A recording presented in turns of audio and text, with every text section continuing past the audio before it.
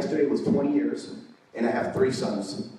And FYI, part of my family, for those that maybe don't know, I was talking to a gentleman in the back, in Cuba, there's a lot of Lebanese Cubans. And my uncle is Muslim, and his wife is Catholic. Kind of interesting couple. So they're from southern Lebanon. So I am familiar with your faith. Thank you.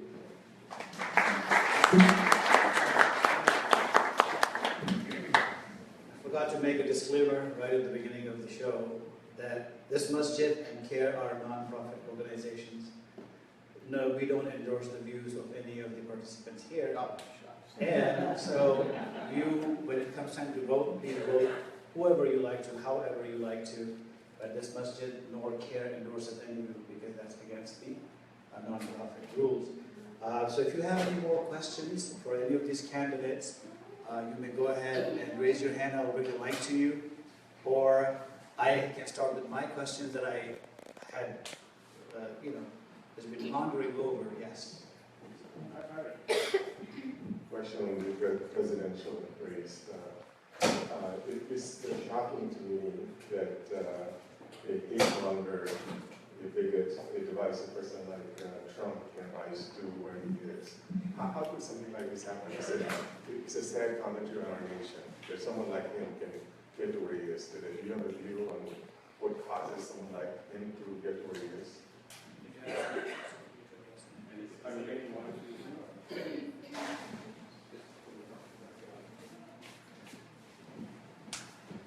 We're in a very toxic environment right now, and I've never seen anything like it.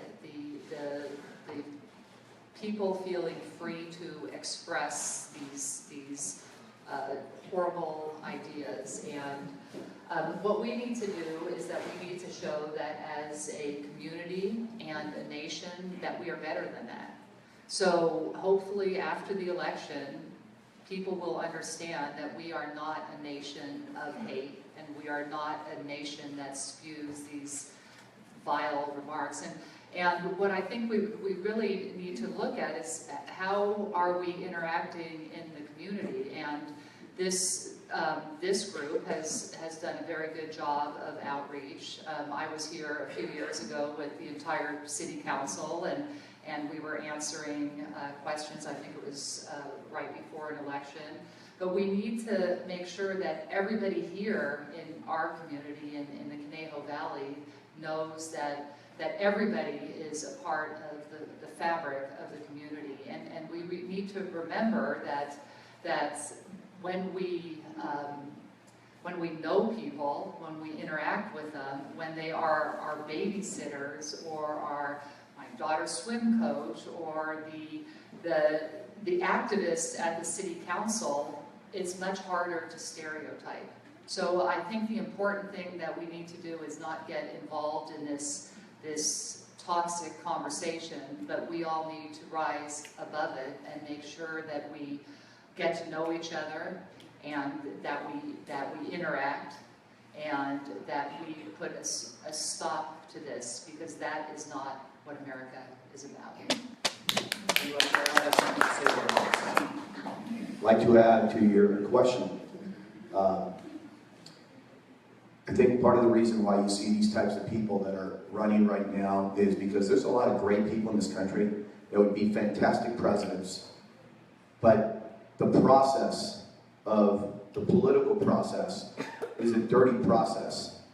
And what happens within it, a lot of decent people just don't want to go through with it. And I'm going to give you an example of that because, like I said, I'm not a politician, but I'm running for the U.S. House of Representatives. So it makes me a bigger target. My opponent during the primary made thousands of phone calls with actual live people, and they called me a racist. They said that I did not like Hispanics. I'm Hispanic. I'm not sure what she meant by that. Then they said that I did not like women. I'm married to one. I did not pay my taxes. All these just vile things, to include that I disowned my own son. I got the phone call from my son that same day. It's part of the reason why we don't have the right people going on top, because people said, you know what? I don't want to go through that. It is disgusting. So I'd love to change that process.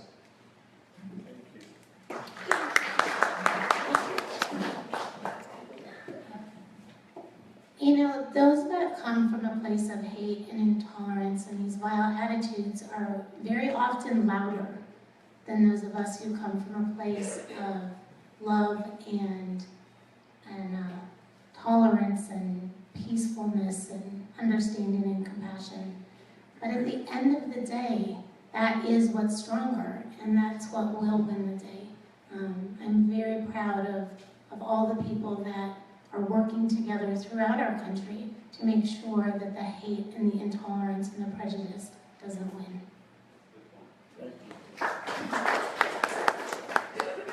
Well, ladies and gentlemen, this is the problem with partisan politics. It's dividing the nation, Democrats and Republicans. I'm running in a nonpartisan race. As far as you all are concerned, I'm concerned, I'm not a Democrat, I'm not a Republican, I'm representing you. And that's important, because this is where the rubber hits the road. This is where things get done on the local level. This is why it's so important that we keep a local race like Thousand Oaks City Council nonpartisan. So when I'm sitting up there on the dais, I'm not looking at this person's a Republican, this person's a Democrat. I'm looking at 4 other people that are here to help the citizens of Thousand Oaks, and that's all. That's all. So I'm just blessed that, and I'm determined to see that these local races stay nonpartisan so we can do what's best for the people of Thousand Oaks. Thank you.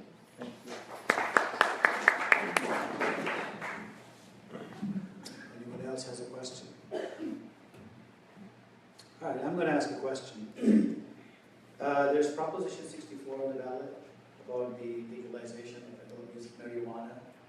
People in the Muslim community are concerned about what's going to happen when it's easy for anyone to buy marijuana. Marijuana, by the way, is a drug. It's a recreational drug. It's called jaras or whatever in your language. And a law may pass that if you're over the age of 21, you may be able to buy it. So what is your position on the passing of this proposition of this law? I am opposed to the passing of Prop 64. So the example that I always like to start with is that the California initiative is based on the Colorado initiative. Right now, the Colorado initiative has 61 bills to try to fix it. It has not properly regulated THC levels. It has not properly regulated edibles. It is not properly protecting our children. So when there are 61 bills to fix a law that was passed by the voters, you need to think, is this what we should be doing in California? And I've heard it referred to as trying to build an airplane as it's flying. Eventually, marijuana will be legalized in California, I believe, but we have to have the proper regulations in place to make sure that we protect our children. If you are looking at THC levels of 35 and over, which is happening right now in Colorado, there are studies that are showing a correlation between psychosis and regular marijuana smoking. What is THC? THC is the level of, it's the active ingredient in marijuana that gives you the high. So what they're doing is they're making hashish oil.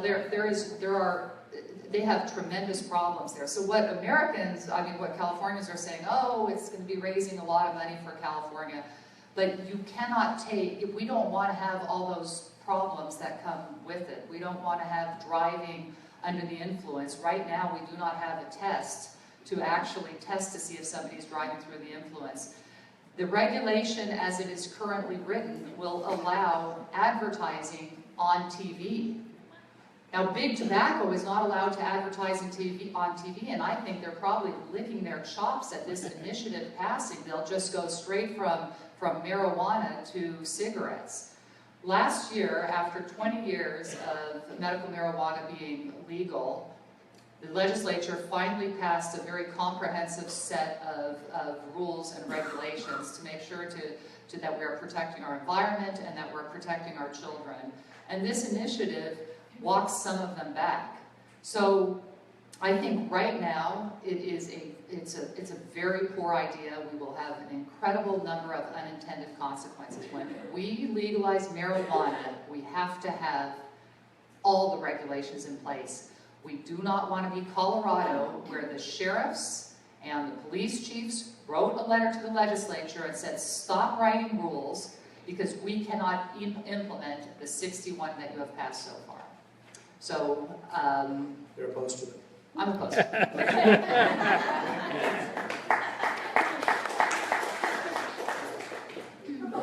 I am also firmly opposed to it for many reasons, but one example is what Jackie also suggested, is that there's no test for driving impairment. And so it becomes a real public safety issue as well as a health issue. And I do believe that it is a gateway drug, and it's just not a good idea for anybody. Okay, let me make it real simple. If I have anything to do with it, you are not going to see marijuana stores on Thousand Oaks Boulevard. Okay? Period. I'm totally against it. I have 2 young girls that live here in this city. We're not going to degrade the quality of life by selling a drug on Thousand Oaks Boulevard. Not going to happen. In fact, the Thousand Oaks City Council voted just recently to A, ban cultivation of marijuana in the city of Thousand Oaks, and B, ban the selling of marijuana in the city of Thousand Oaks. Now, we are going to face some challenges because I think this thing may get legalized. But I can tell you, from my standpoint, it's not going to happen in the city of Thousand Oaks. And I do believe it is a gateway drug. It's a dangerous drug. And we have a lot better things to do in this city than selling pot on the boulevard.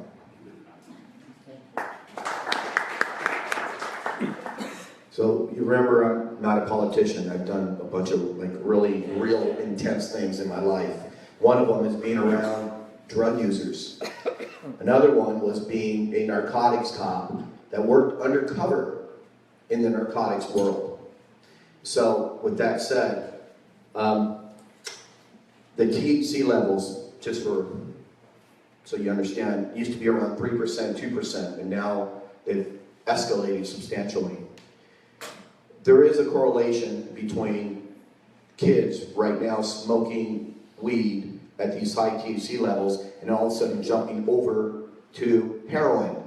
And we have an epidemic out going on where kids are actually dying.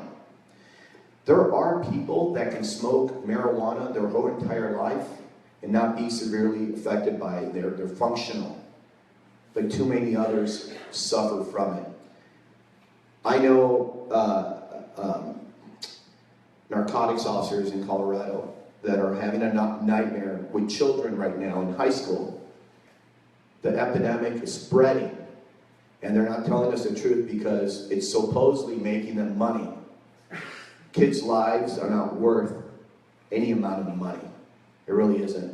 Regarding detecting and DUI, I was a DRE. A DRE, there's only a handful of officers throughout the country. They're called drug recognition experts. It's a 2-year program. You get certified through Columbia Medical School. Yes, you can detect marijuana in someone driving. You can. And at the time that I was doing that, and I don't know what the numbers are, the 60% of traffic fatalities, DUIs, and people think DUI, they think alcohol. DUI is anything, any drug, including prescription drugs. But 60% of the fatalities had THC in it. So it's not what some of these people that want to pass this, it's not that simple. Thank you.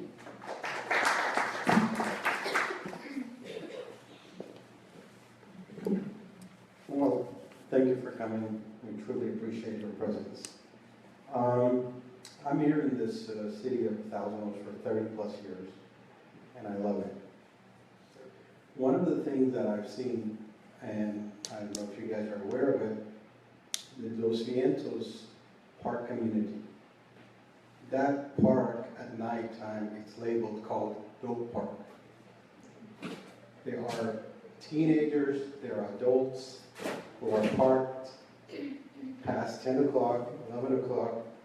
When you ask the kids, who are they? The answer is, Dad, they do some bad stuff.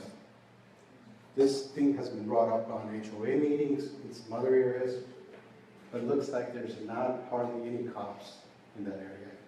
So it's a prime area for them to actually do their activities, exchanging other stuff. And it's a beautiful area. So I think that's something that needs to be looked into. I'll go undercover and get in there for you. I can just comment on that. Well, first of all, thank you for bringing that to my attention, because police officers can't be everywhere all the time. So we need citizens like you to point this out to us. You know, Thousand Oaks is the safest city in the state of California for over 100,000 people, and it's the second safest city in the nation, and it's also the safest city for women in the United States. Say we don't have some problems here and there. I'm very glad you brought that up. I'm going to talk to Chief Tim Hagel, and we'll see if we can step up some enforcement out there and see what's going on. What did you call it? Oh, that's not good. Because even The in kids are our, calling it. yeah, even in our E-Day, matter of fact, we were preparing, and there were some undercover cops who were going to do a bus somewhere in that area. Probably some of the members probably realize it. But the thing is, it's a very quiet area. It's something that's not on the radar, you know. And we are here between Oxnard and LA. That's a good area for this. Well, thank you for bringing that to my attention. Thank you. You know, this is a really, really example of how everyone can be involved in our local politics. That is a wonderful way to come to the city council meetings, and before the city council works on issues, they have what they call the community open comments. So anybody can come and they can have a few minutes to speak to the entire city council, and that can be of any concern that you hold dealing with the city issues. So what a wonderful way for you to come and participate in your local city government in a way that's protecting our families and our children. I just want to add to that. You can go to open comments, but we also have a great city council, and they are all very happy to receive emails. So any of you that have community issues, neighborhood issues, issues with public safety, please email your elected officials. And that doesn't just go for the city council level, but it goes for the state level, it goes for the federal level. Make sure that you're engaged that way. Don't be the person that says, oh, government never fixes anything. We want to show that we are good representatives to you, whether we are at the state or local or school board level or at the congressional level. So I think it's great that you brought it up. But I know when I got those emails, when I was on the city council, we sent them to the city manager. We had a whole tracking system to make sure that citizens were listened to, because we are your representatives. Thank you. Thank you. Okay. About the influence of money in politics, 3 questions written on that. One is Citizens United. I guess Raphael might talk about that. I was involved in the city council campaign reform in '98, and we have a dollar limit, but I noticed that in city of Ventura there's a $27,000 total dollar limit, and I think something like that is needed, because that's one of the reasons people don't want to run, because it's unending, and to spend $100,000 for this is just ridiculous. And I was turned off my friend Strickland when he became assembly member, because of all the money that he used to get from the tobacco interests, and Shumash Casino, and this casino, etc. And I thought, what a horrible man he has turned out to be. But I looked at Jackie Irwin's donations, and it's just, she has used the same list. And so it turns good people, like Raphael has said, into, I won't say anything, but not so good. So how do we reform it so that we get back to citizen politics? That there is a constitutional problem right now because Citizens United, we know what happened with the court case. We did have a group that brought the issue in front of City Council, and two of us did have a vote in support of overturning the court case, and there is a ballot initiative too that is in support of overturning this crazy money race that has happened. The thing that you would say with a city like Ventura when they have the lower limits, I mean, some people, it's not quite as easy as you're talking about, because some people would say that's the Incumbency Protection Act if the limits are really low.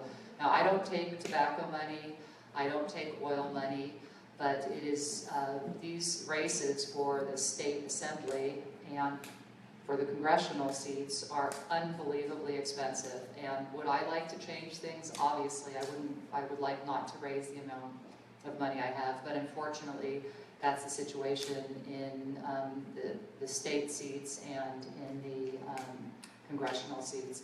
And yes, city council races are getting very important, but until we have probably a change in the Supreme Court, this is sort of the hand that everybody has been dealt. How about changing this where you are giving money to other districts where races are not competitive, and because you don't have a competitor here, but you can give money around the state? I mean, writing these checks. I'm not giving money around the state, all the money that I'm But I mean, raising. generally people like Rob McCoy has received money from Fresno and other places. Again, we have constitutional issues with working to stop that. So, would we all like money out? Sure. Would we like public financing? That certainly is one solution, but unfortunately, this is the hand that we've been dealt. I would also really like to get that big money out. I'm against Citizens United, and I think it should be overturned. And I also think that there should be limits. Absolutely, there should be limits. It is a real disincentive for a lot of good people to get into politics and serve, because they don't want to have to raise those big amounts of money. I'm receiving very small donations. I'm running a very grassroots campaign and getting support from all kinds of communities within our community of Thousand Oaks. And I would like to tell you that the best donation that I have received so far were 2 crumpled up dollar bills that a low-income senior handed me. Wow. And that just meant the world to me. And I think that's what politics should be about. Thank you very much. Let me tell you, I'll speak only on the Thousand Oaks level here in the town that we live. For many, many years, the maximum contribution you can make to a candidate was $350. Pretty nominal amount, really. We did raise that, and that was for decades. We did raise it recently to $500. But I still think in the bigger scope of things, it's a fairly nominal amount that you can give a candidate. That's the maximum you can give.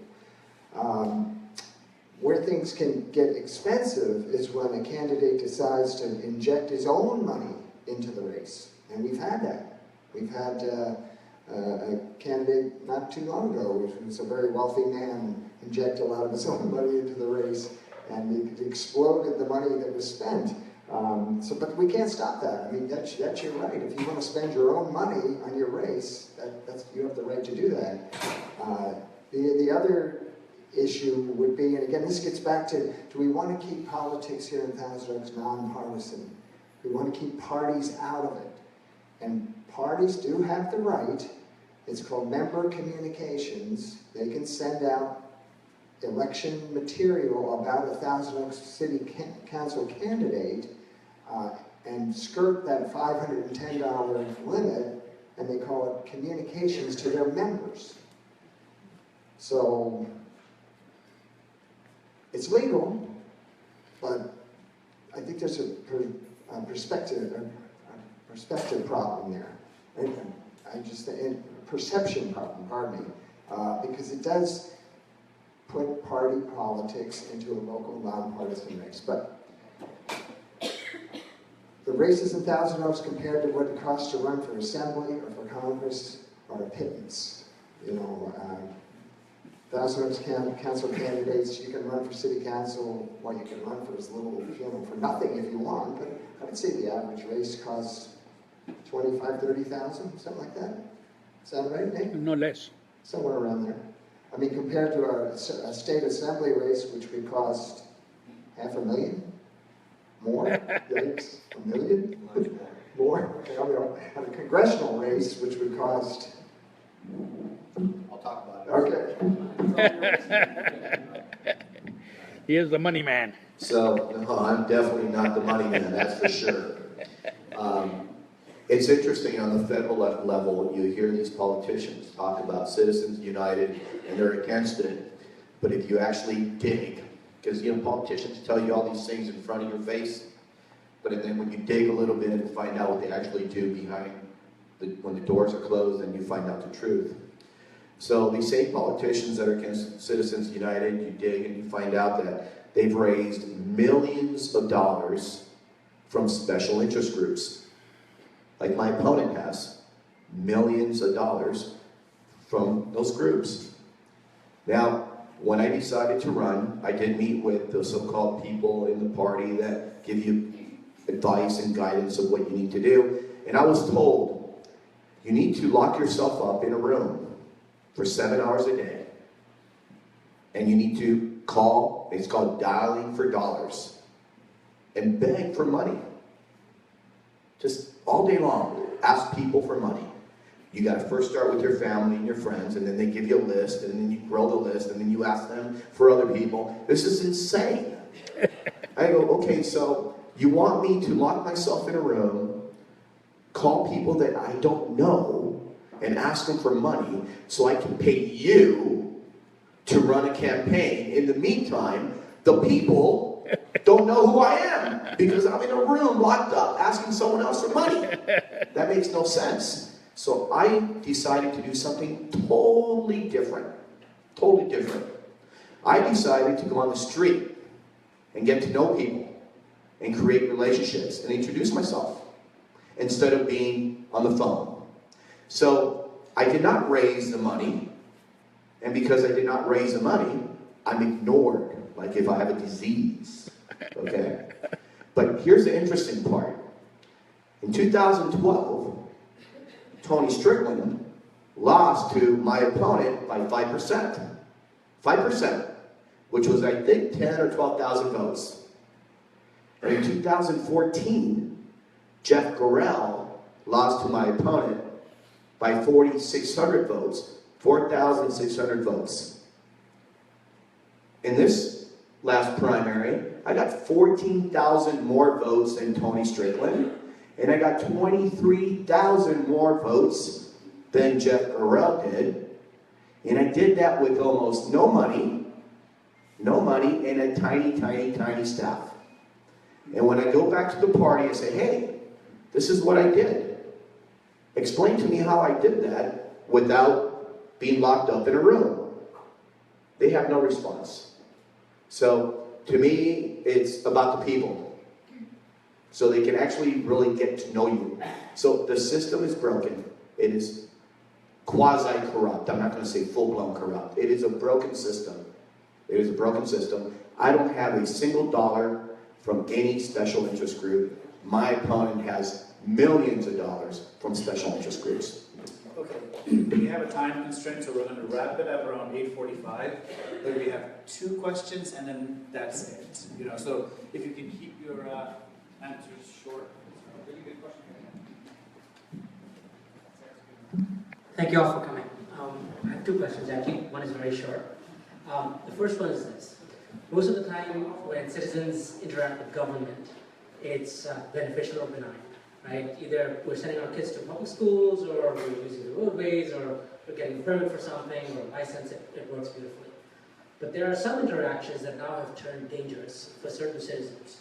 So we see pictures of Black Americans, mostly African Americans, being shot by police. And as Muslims, we know what it feels like to fly while being Muslim. You know, it's the new driving while black is flying while Muslim.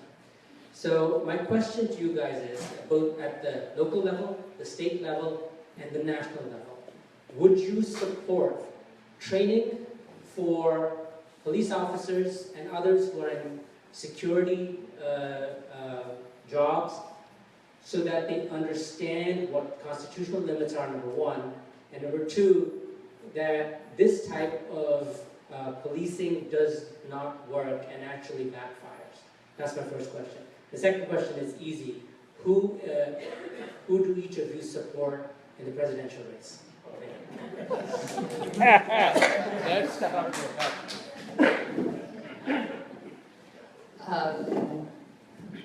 Yeah, those are loaded questions, but I'm supporting Hillary, no question. I am not voting for Trump. So I will start with the easy question. The other thing is it is obviously very disturbing to see these cases of, as you explained, flying while Muslim or driving while black, and I absolutely support training to make sure that officers are able to deal with things like implicit bias, which to make sure that they understand what some of their stereotypes might be and that they learn how to deal with them. I have to say, in California, they go through very, very extensive training, which is why a lot of these cases that you're seeing nationally for public safety are not happening in California. But certainly among police, there are bad apples, but the vast majority of officers, and I have to say, especially knowing what I know about Ventura County, are extremely well trained, and you don't see these types of incidents happening here. When you see those incidents, often you see lower paid officers that do not have the appropriate training. So we have not, when the last shooting that we had here in Ventura County was in Camarillo, and it was a police shooting, but there's a high sensitivity of it. The sheriff, within an hour, released the video to make sure that there was no pressure in the community and dealt very quickly with it. So we are in a very good situation here. Public safety is very highly regarded throughout the county. And, but I think the bottom line is that anywhere where the training is not sufficient, there has to be additional training. Assemblymember Jackie Irwin. I also completely support increased training, and I also I believe it's important that we have better avenues for communication and mutual understanding and respect. I would really like to be the one on the city council that people can come to if they feel disenfranchised, if they feel unsafe, either by email, as Jackie said, or meeting and talking, or coming to a meeting. I have a lot of experience working with conflict resolution and peacemaking. I was the only peacemaker with migrant workers in Glencoe, Minnesota. So it was me, and then there was the town, and then there was the Green Giant plant. And there was a lot of conflict, there was a lot of racism and ugliness and hate, and I was able to turn that around and really educate a lot of the town members, and we became more of a community, and it was really quite amazing. I also have a lot of experience working with immigrants, and it's the same thing. It's really knowing how to bring people together, and that is just something that I feel very passionate about. Oh, I am voting for Hillary. I will not ever vote for someone else. Well, I think the problem is you just can't keep police officers sequestered from the public in their cars and in their uniforms. You've got to be, police officers have to interact with the public, and that's happening here in Thousand Oaks. Tim Hagel has a number of, he's the chief of police here, he has a number of community programs. He's helping kids stay away from gangs over in some of the areas here in Thousand Oaks that have that problem. He has a coffee every other week, every other month, where you can come and talk to the chief. It's important that police officers mingle and get to know the community that they're living in, so you don't have this sequestration.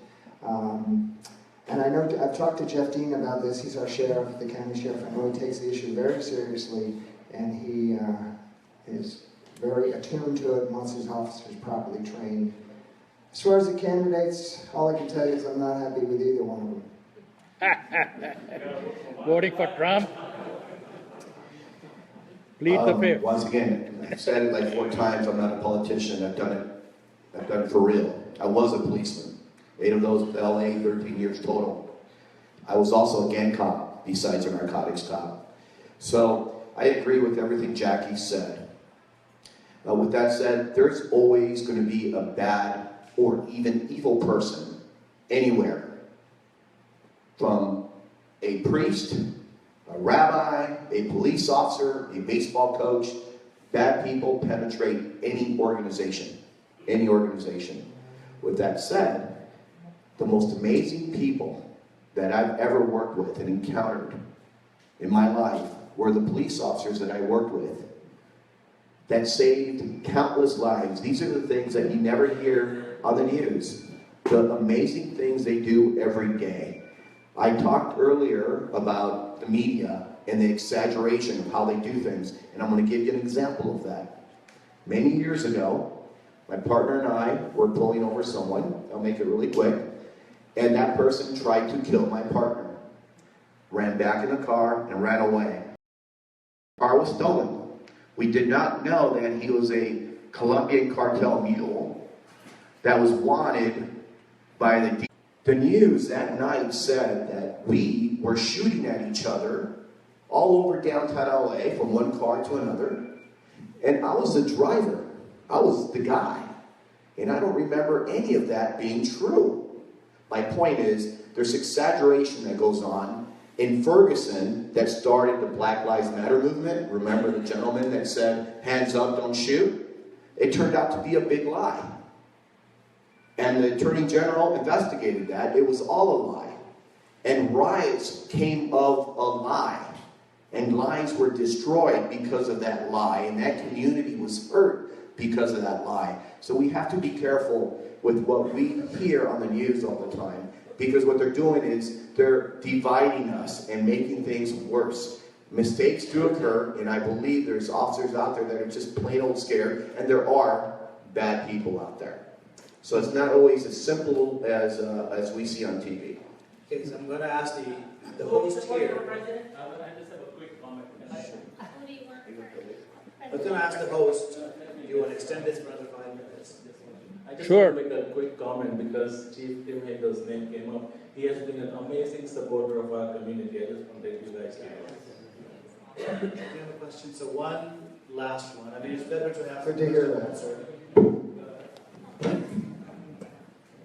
Yeah, Nasir Ahmed. I have 2 daughters, mother of 2 daughters, 4 and 8.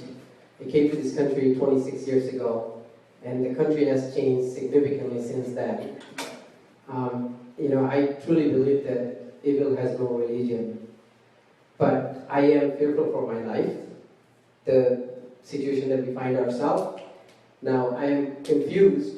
What am I going to tell my daughters about their country? They're born here. I am an immigrant, but they're not. They're born here, they're a born citizen.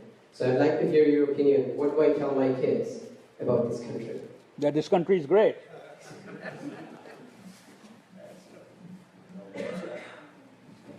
Why are you fearful? Something happened to you directly? Has someone stopped you and threatened you? Because I want to know. Or is it because you're listening to things outside that are creating that thought process, which is very possible, by the way. Because, I came from an area that I was in fear every day because of the realities around me. Thankfully, I survived. So why are you fearful is my question first. Yeah, the fear comes from other communities, Muslim like myself, get killed. Say again? Muslim like myself get killed. So Muslims are being Just killed. praying, coming out of the masjid, and they're getting killed. So he's saying that he's fearful. The New Yorkers. In other communities, some Muslims are being killed, so he's fearful of his life here too. Okay. So I'm not familiar with Muslims being specifically targeted in our country. I got to tell you, if that was to ever happen on my end, I'll be the first one to jump on top of you to save your life, okay? And everyone that I've worked with would be the first one to jump on top of you to save your life. I've actually saved probably about 300 to 400 lives in my professional life. I don't look at religion. I don't look at color. I don't look at sex. I don't care what you are, where you're from, what your thoughts are. I don't even care if you're a bad person at that moment. I'm going to save your life. So please, we live in a special country. Think that way first. Your daughter's going to be fine. There's no other place in the world like this place. Okay? Well, sir, I would just tell you that the United States of America is a country of equal opportunity. It's a country of education. It's a country where if you work hard on a daily basis, you will succeed. I came here in 1977. I didn't know a soul. I was 24 years old. I started with a little janitorial service. That's what I did.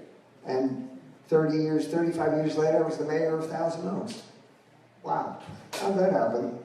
I still can't believe it, but you know, my story is similar to many, many people's story. This is one of the few countries in the world that you can make something of yourself and you can move up. And I know everybody in the room wants to do that. We all want to better ourselves, and it just takes a little work to get there. I would tell my daughters that you are valuable. We are valuable. We're a valuable part of this community. We're a unique and special part of this community. And we belong here. And, you know, the thing is that Islamophobia should never be tolerated anywhere. But it won't be tolerated in Thousand Oaks. And I think you have two people right here who would stand up in front of anyone that was being hurt or harmed by words or deeds. No, I want to acknowledge the reality of what you're saying in this toxic environment. Certainly, you go to Facebook and you see a lot of very inappropriate postings. You see people behaving in a bad way. But I truly believe in November, good will prevail. And we will go back to remembering that we are a nation of immigrants. We are stronger because we are a nation of immigrants. And we do a better job than any country of the world in assimilating our immigrants, making sure that they get a good education and that they become important parts of our local community, of our state, and of our country. So you tell your daughters this is a short-term thing. They need to keep studying.